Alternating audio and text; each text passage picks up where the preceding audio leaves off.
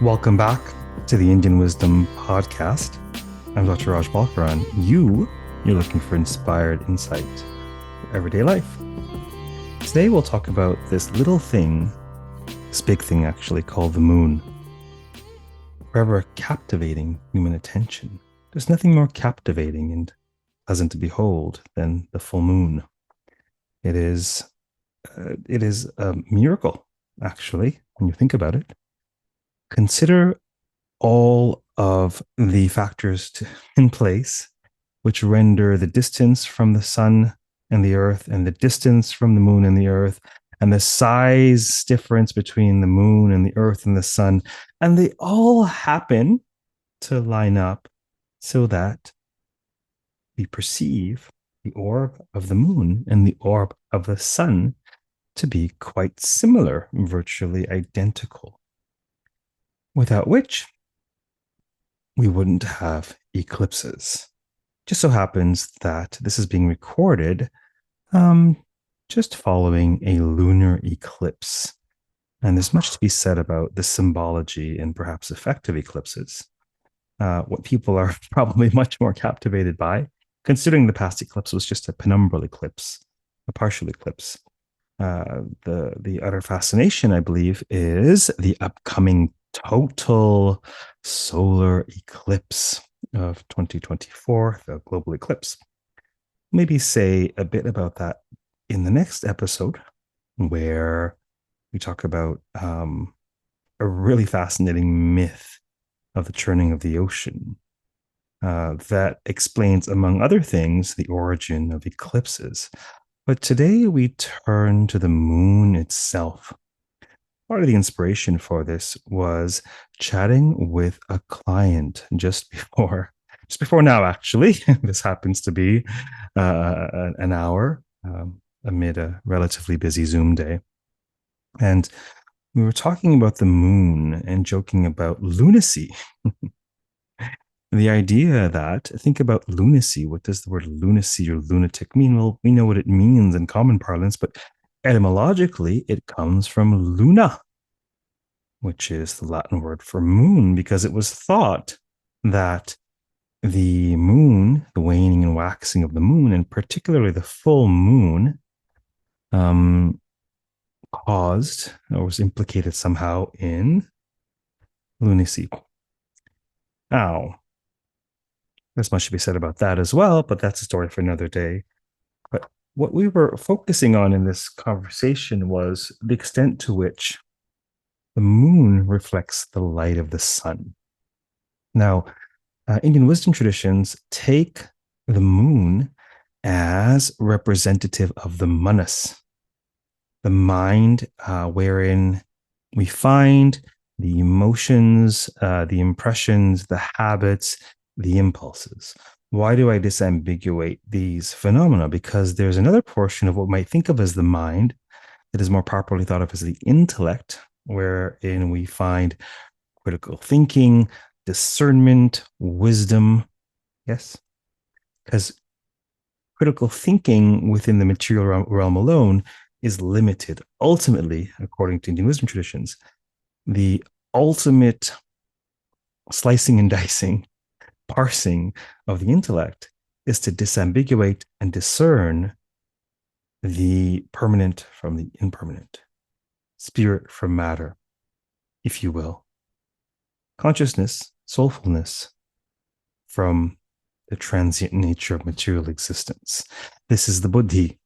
Okay, so we have the buddhi, which is the source of wisdom, and then we have the manas, which is the mind that scurries here and there. This is the rat race mind. This is the hamster wheel mind. And we find an analog, a rodent analog, a symbological analog in ancient India, where we see the god Ganesha, elephant-headed. Yes, for those of you who have a visual of the artwork for this podcast, you'll see Ganesha, the all-wise Lord of beginnings, Lord of wisdom, Lord of auspiciousness, etc., etc.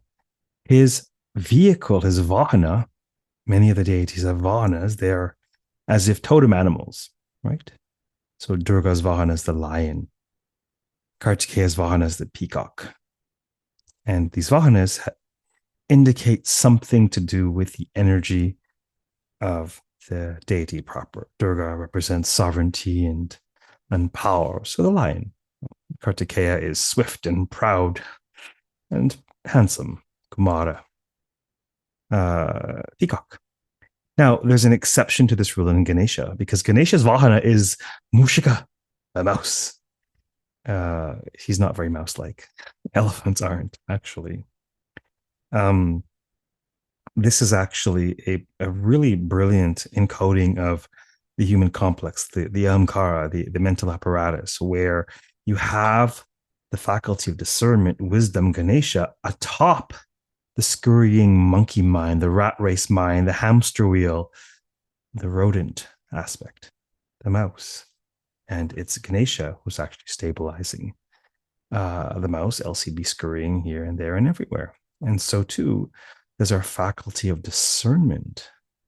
So too does wisdom ground and clarify and assuage the incessant sway and movement and scurrying of the emotional mind. Yes.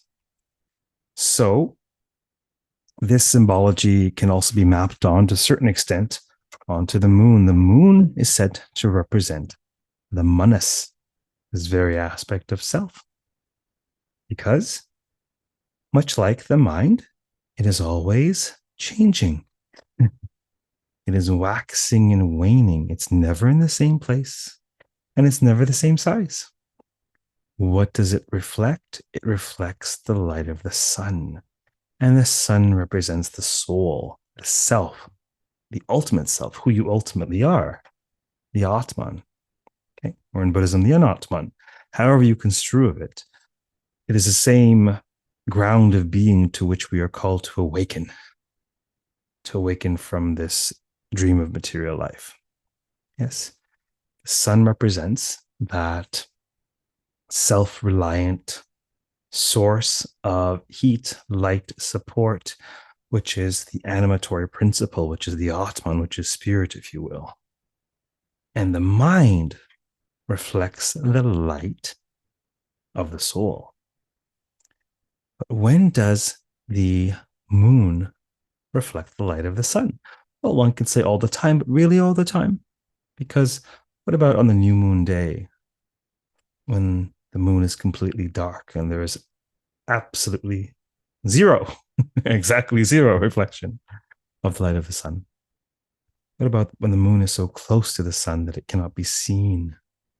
There is one moment and one moment alone when the moon fully reflects the light of the sun, and that is the moment of Purnima, the moment of the full moon. We think of it as a day, and yes, we think of it as a day, as a tithi, as a 1/30th of the pie of the sky.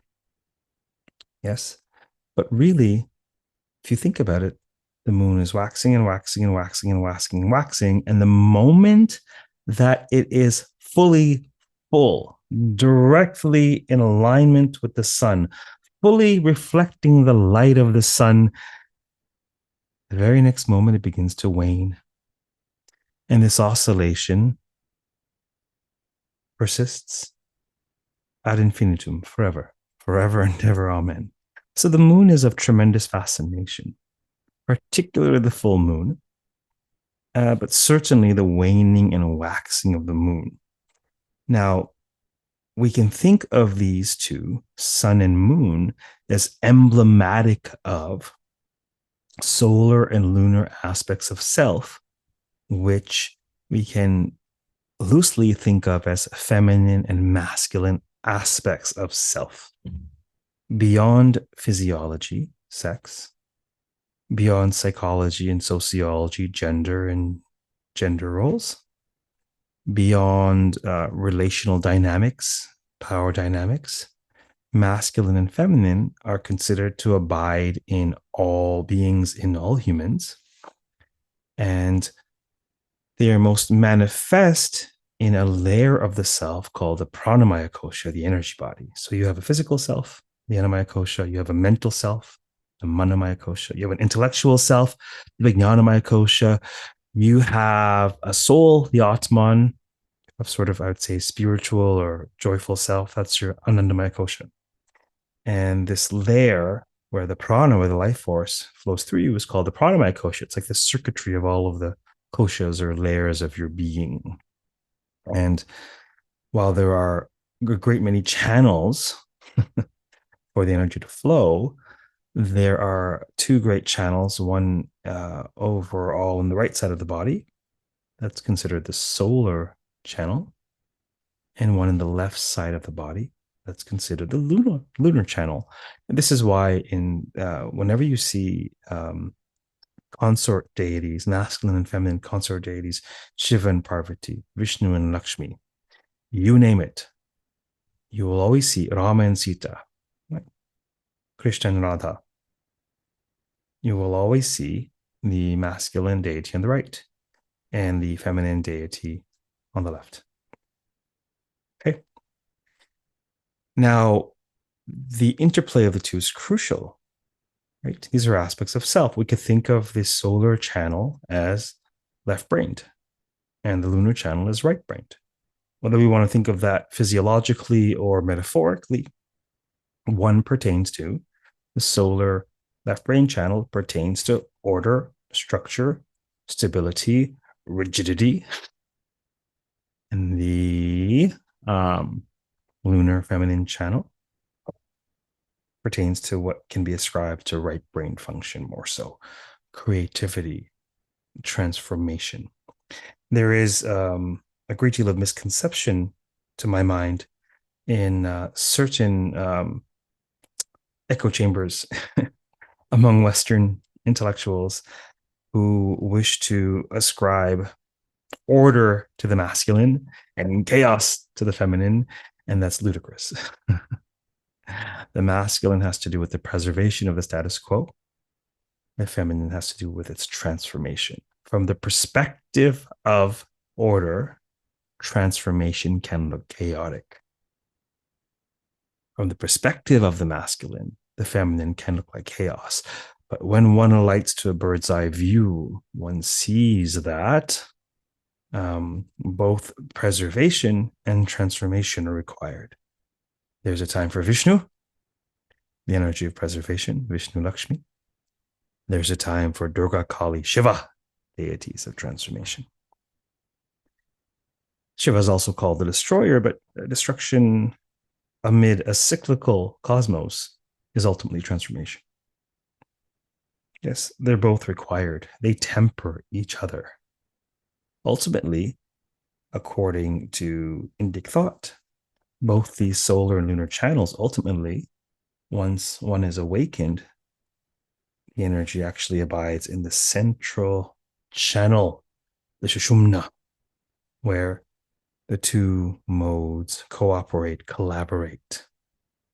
If you look at the greats of various fields, you name it, the greats who have walked this earth, whether spiritual or mundane, whether Da Vinci or Mother Teresa, you name it, movers and shakers. And they have extraordinary masculine attributes and extraordinary feminine attributes, and they know when to use which. God grant me the courage to change the things I can, masculine mode, right? The serenity to accept the things I cannot, feminine mode. Yet so many of us accept things we should endeavor to change. And so many of us try to change things we really should accept. So the third part of this brilliant prayer, the serenity prayer, is God grant me the wisdom to know when to do which, when to strike and when to stay your hand. Yes. So there's a time for the solar and there's a time for the lunar. And this is our time to focus more on the lunar, this captivating orb that's saumya. Beautiful Sanskrit word that means benevolent, mild, benign, pleasant to behold. There are some lovely Saumya people in my life, thankfully. But Saumya in Sanskrit etymologically pertains literally to Soma.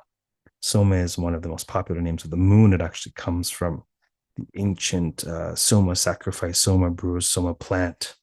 This sort of inebriated, ecstatic experience that's personified as one of the three most popular deities in the Rig Veda.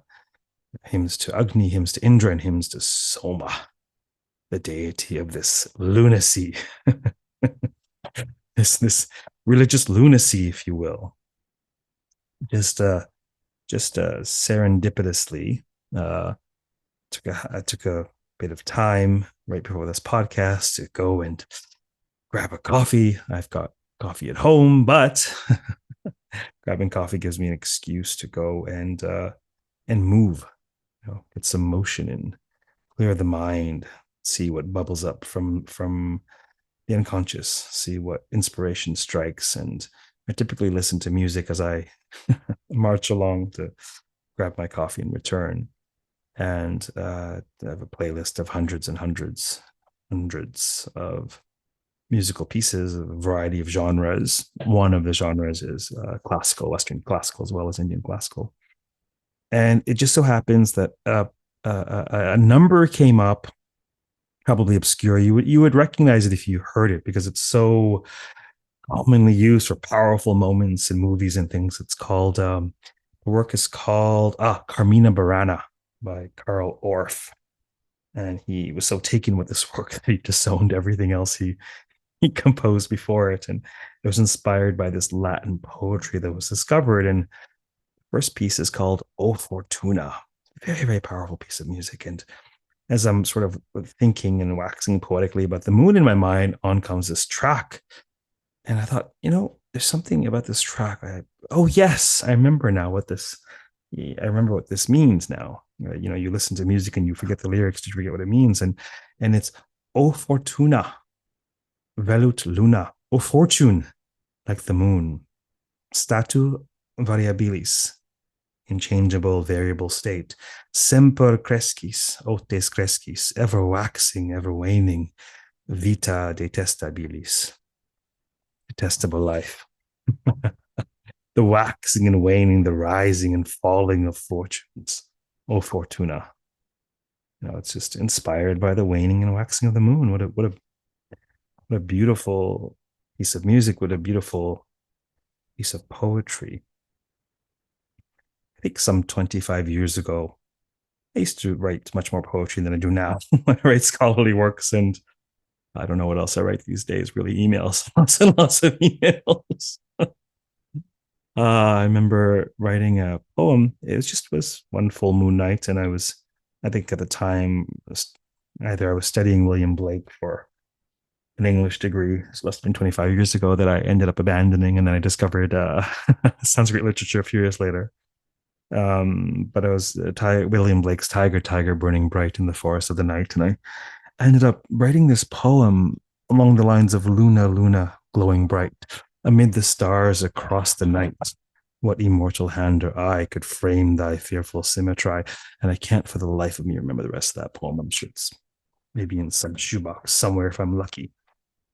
But needless to say, the moon is a source of inspiration for many.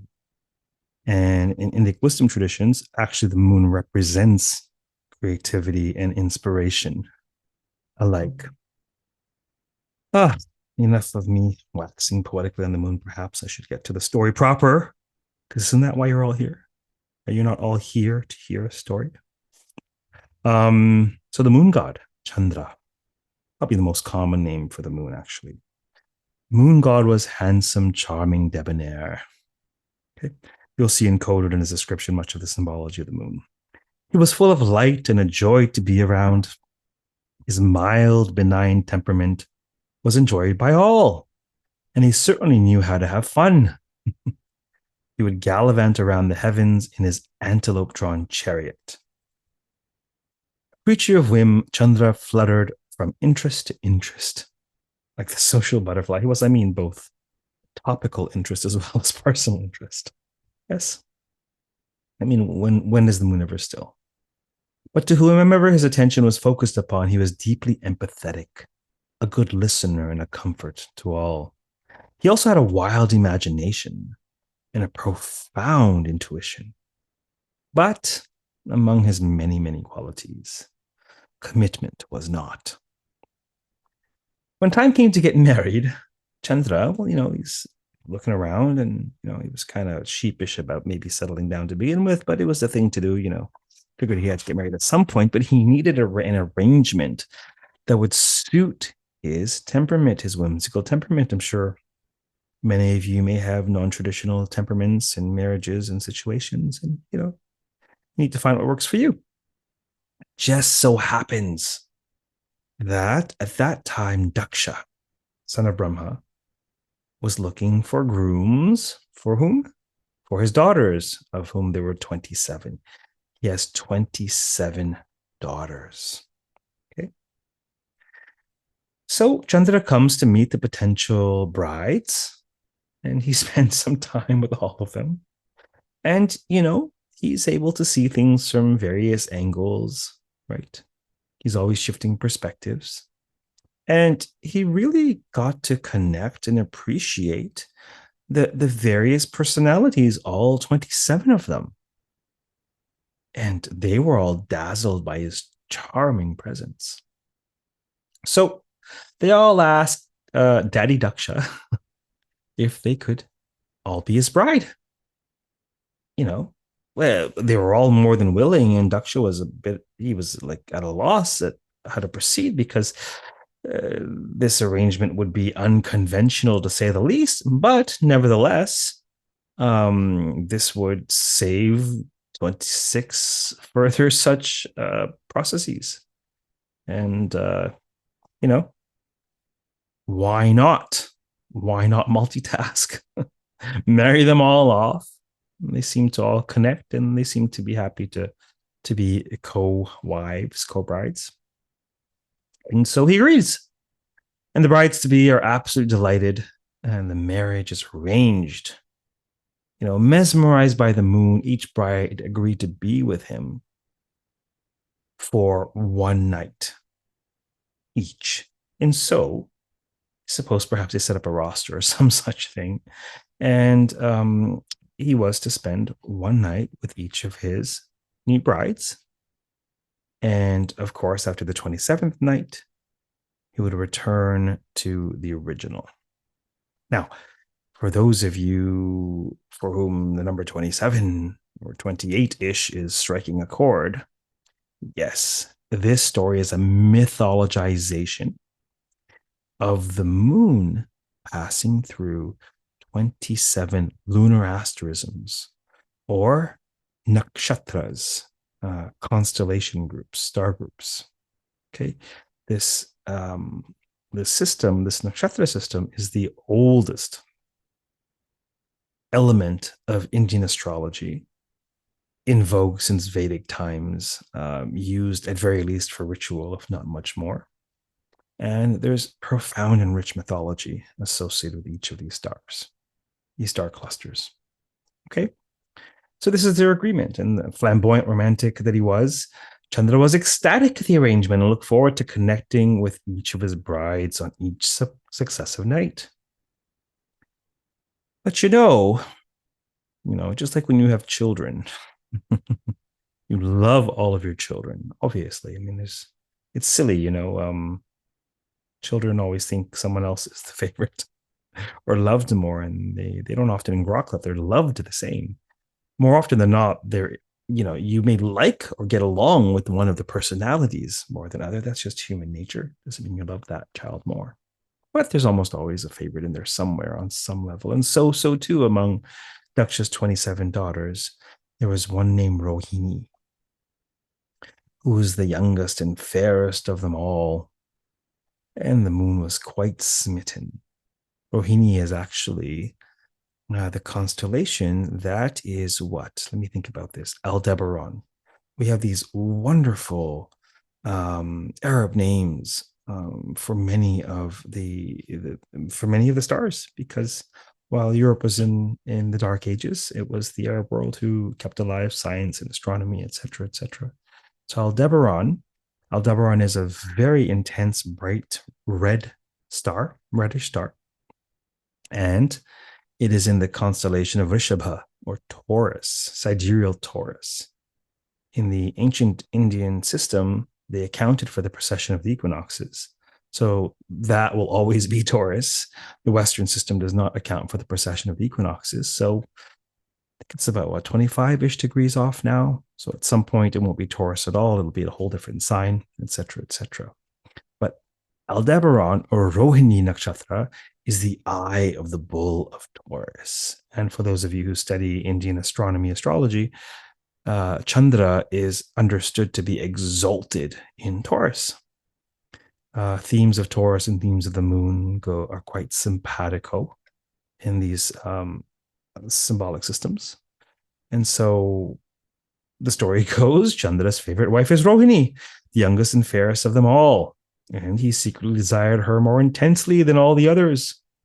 So when it came turn to spend the night with the moon god, Rohini and the moon god, they became deeply engrossed with each other, savoring every moment of their passion and tenderness.